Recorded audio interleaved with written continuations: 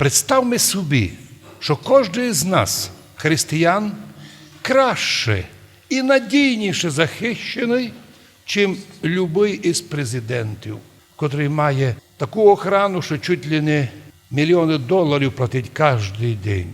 В чому секрет цих охорон? Річ йде про те, що дійсно чоловік, який має високу посаду, його мусить охороняти, бо він носитель секретів і прочее. Но в житті у нашій ми видимо, як Бог охороняє нас, простих людей, простих для цього світа і ізбраних для Царства Божого. Причому виясняється в Євангелії, що не ми ізбрали. Бог ізбрав нас і прийшов у серце і дав нам таку думку, запалив у нас віру. Євангеліє каже просте вираження. Хто слухає вас, то слухає мене. Вас, апостолів. Я посилаю вас, апостолів, по цілому світу проповідувати Євангеліє. Євангеліє – блага вість. Сообщати благу вість, що Бог зійшов з небес і кличе людей вернутися в Царство Божє. Так що, слухаючи вас, апостолів, мене і Ісуса слухає. Ну, а от відказується, по-славянськи одмітається від вас, одмітається від мене, від Ісуса Христа. Ну, а хто одмітається від Ісуса? Одмітається пославшого Ісуса Отця Небесного. Крім 12 апостолів, Ісус збирає ще 70. Ці 70 вернулися з великою радостю. Що ж ви радуєтеся, апостоли? Ведь вас много раз не послухали, деколи побили, деколи вигнали вон, деколи посудили. Що ж ви радуєтеся? Возвратилися 70 з радостю і глаголючи: Господи, і біси повинуються нам в імені Твоєму. Ісус каже: ви дістали таку силу від мого імені, іменем моїм зганяєте бісов. Є відповідь: силою імені Ісуса Христа. Рече Ісус: я видів сатану, як молнію, упавшого з неба. І тут вони отримали від Бога неку невелику власть іскушати, іспитувати людей. В інтересах же людей. Я, Ісус, Месія Господь, даю вам власть наступати на змій і на скорпіонів, і на всю силу вражу всього світа, і нічого не повредить. Не радуйся тому, що бісові зганяєте, що будете чудеса творити, що будете ісціляти хворих. Це все лише які наслідки вашої власті. Головніше є другое. Радуйтеся. Імена ваші прописані в небесній книзі. Господь каже: вам буде дана велика сила імені Ісуса Христа.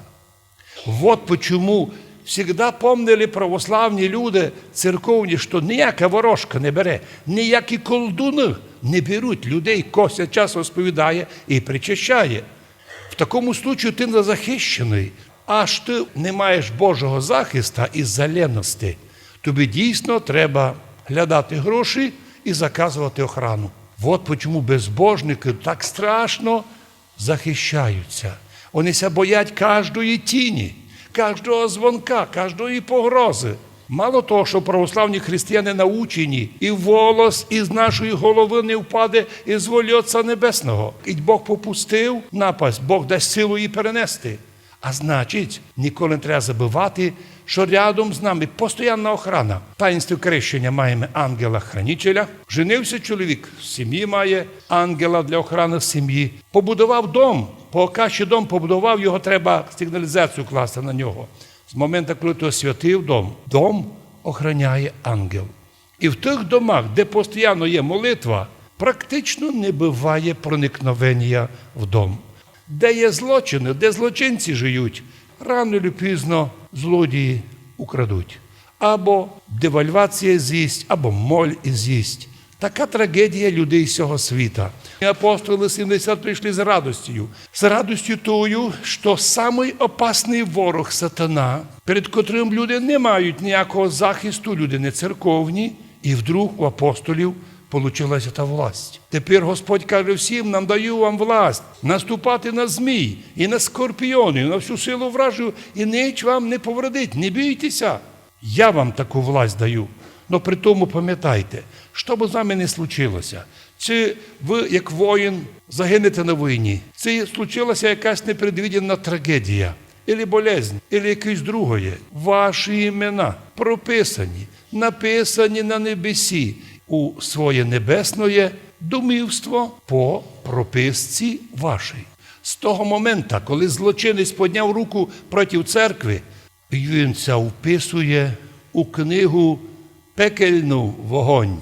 Скільки раз ми читаємо притчу про багатого і Лазаря, стільки раз можемо собі представити, у багатого були тисячі случаїв знайти собі можливість, абися виписати із книги пекельної, адської і перевестися в другу книгу.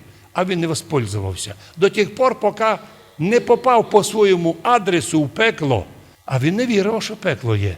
Йому вказали в школі, по телевізору, що Бога не є. Це щось хтось придумав, наука доказала.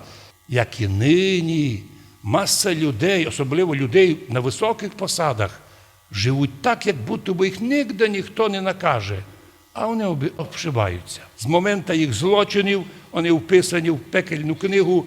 І тут уже для многих безбожників, а ми то виділи своїми очами, починається пекло для безбожних. Откуда у церковних людей більше мудрості, чим у Вшиткої академії наук? Откуда у людей церковних буває деколи більше способа, як приймати рішення, чим самозваних або високопрохвалених академіків? А от того, що ми маємо добрих академіків завжди рядом стоящих. Ангел-хранитель. Якщо ти, ангелику, не відступиш від мене, я завжди буду мати професіональну підсказку. Тому і ми не відганяємо своїми гріхами ангела. Ангел не може жити в нечистоті. Після покаяння, причащення ангел строїть на стражі. З другого боку, звісно, сатана буде тебе тягати. Но ти помни, воїнство небесне направлено і сотворено Богом на служення. Творяй ангелов своє духи і слуг своїх пламень огненний. Бог сотворив їх, як пламень огнений на охрану. Ведь і дерево вічного життя у раю першому, коли Адам і Єва согрішили, заразилися, щоб вони не вхопили тот плод вічного життя, а будучи заражені, нараз Бог поклав там ангела з пламенним мечом. І то дерево вічного життя з плодами нараз було закрито для Адама і Єви. Так от це дерево нині нам відкрито. Дерево – крест Господній, а на ньому Христос розп'ятий, а плоди цього дерева – тіло і кров Христова в причасті. То, що Адам втратив у раю, ми тепер маємо доступ до плодів вічного життя.